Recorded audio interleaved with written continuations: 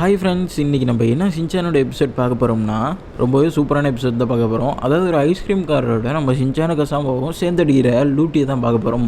அதாவது செம்மையாக ரொம்ப ஜாலியாக தான் இருக்கும். என்னென்ன போய் எபிசோடுக்குள்ள வாங்க. அதுக்கு முன்னாடி நம்ம சேனல் சப்ஸ்கிரைப் பண்ணாதுங்க, மறக்காமல் சப்ஸ்கிரைப் பண்ணிக்கோங்க. அப்போ தான் நம்ம வீடியோ உங்களுக்கு நோட்டிஃபிகேஷன் வரும். இப்போ வாங்க நம்ம வீடியோக்குள்ளே போயிடுறோம். எபிசோடோட ஸ்டார்டிங்லேயே ஒரு மொட்டை வெயிலில் ஐஸ்கார் தான் காட்டுறாங்க. அவரும் ஐஸ் வண்டியை தள்ளிக்கிட்டே வர்றாரு. எப்போ சரியான வெயில் அடிக்குது அப்படின்னு சொல்லிட்டு புலம்பிட்டே வர்றாரு. பின்னாடி நம்ம தலைவர் ஷின்சானு ரொம்ப ஜில்லுன்னு இருக்குது அப்படின்னு சொல்கிறாங்க.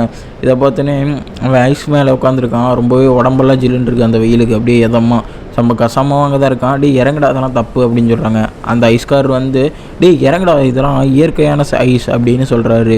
இயற்கையான ஐஸ்னால் என்ன அப்படின்னு சொல்லல அந்த ஐஸ்காரரும் சொல்ல ஆரம்பிக்கிறாரு. இயற்கையான ஐஸ்னால் காசுகாப்பையோட மலைப்பகுதியில் ஒரு ஓட்டை இருக்குது. அந்த ஓட்டைக்குள்ளே தான் நான் அந்த ஐஸ் எல்லாம் சில காலங்களுக்கு தான் வரும். அந்த ஐஸ் எடுத்து தான் நான் இந்த ஐஸை செய்வேன் அப்படின்னு சொல்கிறாரு. இது கிட்டே ரொம்ப ஷாக்காயிடுறாங்க. அவரும் ரொம்ப பெருமையாக நினைக்கிறாரு. என்னோட பேர் எமோட்டோ அப்படின்னு அவரும் அறிமுகப்படுத்திக்கிறாரு.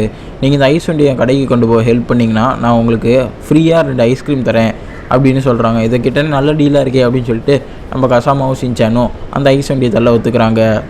ஆக்சுவலாக நம்ம கசாமா தான் அந்த வண்டியை தள்ளிகிட்டு இருக்கான். நம்ம ஷின்சான் சும்மா தள்ளுற மாதிரி நடிச்சிட்டு தான் இருக்கான். ஐஸ் வண்டியை தள்ளுவான்னு பார்த்தா நம்ம கசாமா பிடிச்சி தள்ளிகிட்டு இருக்கான். இவங்க நேரமாக என்னென்னு தெரில. அந்த சைடு ரோடு அப்போ தான் பிளாக் ஆகி கிடக்கு கன்ஸ்ட்ரக்ஷன் வேலையால். அவரு சொல்கிறாரு இந்த வழி பிளாக்கில் இருக்குது, நம்ம வேறு வழியில் தான் போய் ஆகணும் அப்படின்னு சொல்கிறாரு. சரின்னு சொல்லிட்டு அவங்களும் ஒத்துக்கிறாங்க. நம்ம கசாமாவும் தள்ளுறான். நம்ம ஷின்சான் அப்படியே தள்ளுற மாதிரி ஆக்டிங் போட்டு கசாமா பின்னாடியே வரான். எந்த வழின்னு பார்த்தீங்கன்னா ஓஹோ பெரிய மலையாக இருக்குது. அந்த மியூசிக்கு ஏற்ற மாதிரி ரொம்பவே பெரிய மலையாக இருக்குது. இதை பார்த்தீங்கன்னா எல்லோரும் அசந்து போயிடுறாங்க. வேறு வழி இல்லை, தள்ளி தானே ஆகணும்னு சொல்லிட்டு நம்ம கசாமாவும் அந்த எமாட்டா தாத்தாவும் தள்ள ஆரம்பிக்கிறாங்க. இதை நம்ம ஷின்சான் நல்லா தள்ளுறா அப்படின்னு சொல்லல. ஆனால் அவன் அங்கே இல்லவே இல்லை. டயர்டாகி உட்காந்துக்கலாம். எப்போ வாடா மாப்பிள்ளை கொஞ்சம் நேரம் உட்காந்துட்டு போகலாம் அப்படின்னு சொல்கிறான் நம்ம கசாமாவை. நம்ம கசாமாவும் வாடா கொஞ்சம் தூரம் தான் தள்ளிடலான்னு சொல்லல. சரின்னு சொல்லிட்டு நம்ம ஷின்சானும் ஹெல்ப் பண்ணுறான் தள்ளதுக்கு. எப்படியா அப்படி இப்படின்னு சொல்லிட்டு அந்த மேடு மேலே ஏற்றிட்டு வந்துடுறாங்க. நம்ம கசாமாவும் ஷின்சானும் அவ்வளோதான்ப்பா எப்படியே ஏற்றியாச்சுன்னு சொல்லிட்டு நல்லா கொஞ்ச நேரம் ரெஸ்ட் எடுத்துக்கிறாங்க. எப்போ இன்னுமே தான் ரியலு, வாங்க இப்போயும் இறங்கணும் அப்படின்னு சொல்லிட்டு எமாட்டா தாத்தா சொல்கிறாரு. இறங்குறது பார்த்திங்கன்னா அதோட கஷ்டமாக இருக்குது. சரி இவங்க இறங்கட்டும் அப்படின்னு சொல்லிட்டு நம்ம ஷின்சான் மேலே ஐஸ் மேலே ஏறி படுத்துக்கிறான். இதை பார்த்தோன்னே கசாமா இறங்கடா அப்படின்னு சொல்லல. எமாட்டா தாத்தாவும் அப்படியே இறங்குடா அப்படின்னு சொல்லி திட்டையில் அவர் கால் லைட்டாக ஸ்லிப் ஆகிடுது. ஸ்லிப்பானால் என்ன ஆகும், வேகமாக வண்டி போகுது அந்த இறக்கத்தில். இவங்களும் ரொம்பவே ஃபாஸ்ட்டாக போகிறாங்க. இவங்க நேரமாக என்னென்னு தெரில. பெரிய கரண்ட் மரம் அவங்க போகிற வழியிலே இருக்குது. கரெக்டாக நம்ம எமாட்டா தாத்தா காலை வச்சு பிரேக் அடிச்சிடுறாரு. அதனால அந்த ஐஸும் தப்பிக்கப்படுது. நம்ம கசாமாவும் வேகமாக வந்து ஒன்றும் ஆகலையே அப்படின்னு சொல்லிட்டு வந்து பார்க்குறான். அவங்களுக்கு ஒன்றுமே ஆகலை. ஐஸை தான் தாத்தா பார்க்குறாரு. ஐஸுக்கும் ஒன்றும் ஆகலை. ஆனால் பஞ்சர் மட்டும் ஆகிடுச்சு. இதை பார்த்தோன்னே பஞ்சர் ஆகிடுச்சா, இனிமேல் என்ன பண்ணுறது அப்படின்னு நம்ம ஷின்சான் கேட்கல. அந்த தாத்தா டைமும் பார்த்துட்டாரு. மணி வேறு 2:30. இல்லை நான் 1/2 மணி நேரத்துக்குள்ளே போய் கடையை போடணும் அப்படின்னு கேட்குறாங்க. கசமா சொல்கிறான். ஏன் 1/2 மணி நேரம் அப்படின்னு கேட்கல. அப்போ தான் எமாட்டா தாத்தா கதை சொல்ல ஆரம்பிக்கிறாரு. நான் என்னோடய 16 வயசுலேயே ஐஸ்கிரீம் கடையை ஓப்பன் பண்ண ஆரம்பிச்சிட்டேன். ஆமாங்க, நம்ம எமாட்டா தாத்தா அந்த காலத்துலேயே ஐஸ்கிரீம் கடை ஓப்பன் பண்ணிட்டாரு. அவர் எப்பவும் போல் ஐஸ்கிரீம் போட்டுட்டு இருக்கையில் ஒரு பொண்ணு வராங்க. அது வெளிநாட்டிலேருந்து வராங்க போல். அந்த பொண்ணும் கேட்குறாங்க, உங்கள்கிட்ட ஐஸ்கிரீமில் நீங்கள் லிக்விடை ஊற்றி கொடுங்க அப்படின்னு சொல்கிறாங்க.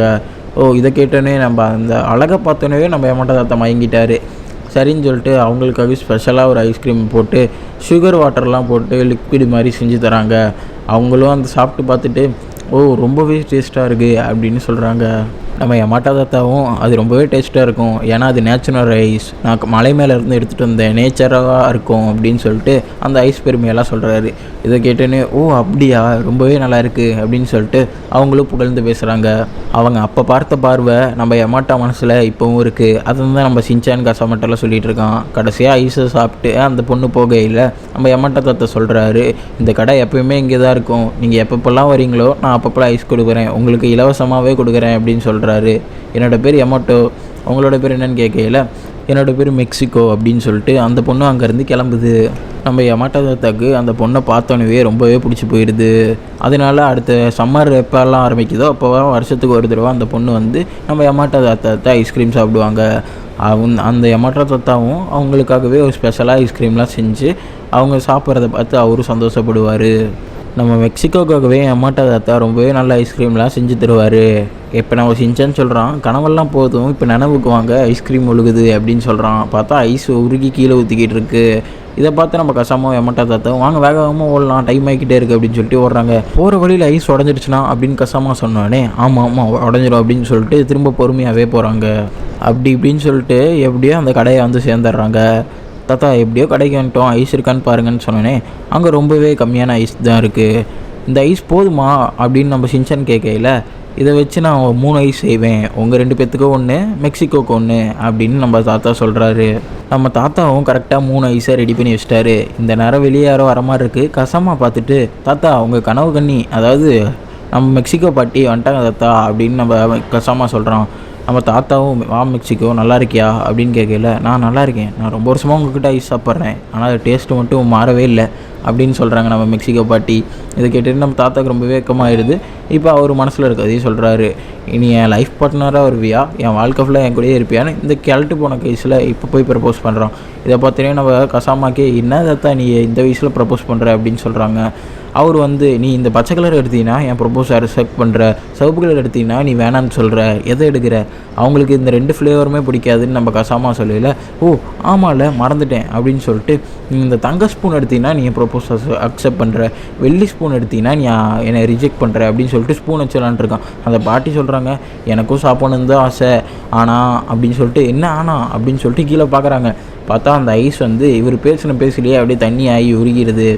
என்னடா இது ஐஸ் உருகிருச்சுன்னு சொல்லிட்டு ரொம்பவே மனசு உடஞ்சி போயிடுறாங்க எல்லாமே. மேட்டரை பட்டுன்னு பேசாமல் வளவலன்னு எழுத்தா இப்படி தான் ஆகும் அப்படின்னு சொல்லிட்டு நம்ம ஷின்சான்னு சொல்கிறான். அந்த பாட்டியும் சரி நான் அடுத்த வருஷம் வரேன் எமாட்டோ அப்படின்னு சொல்லிட்டு அந்த இடத்த விட்டு கிளம்பிடுறாங்க. இதனால் நம்ம எமாட்டோவும் ரொம்பவே அழுகுறான், நினச்ச விஷயத்த கரெக்டாக கூட சொல்ல முடியலையே அப்படின்னு. இதோட இந்த எபிசோடையும் முடிச்சு விட்டுறாங்க. இந்த எபிசோடு எப்படி இருந்துச்சுன்னு கமெண்ட் பாக்ஸில் கமெண்ட் பண்ணுங்கள். மறக்காமல் நம்ம சேனலை சப்ஸ்கிரைப் பண்ணிக்கோங்க, அப்போ தான் இது போன்ற வீடியோ உங்களுக்கு நோட்டிஃபிகேஷனாக வரும். சரி நான் அடுத்த வீடியோவில் பார்க்கட்டா. டாட்டா பாய் பாய்.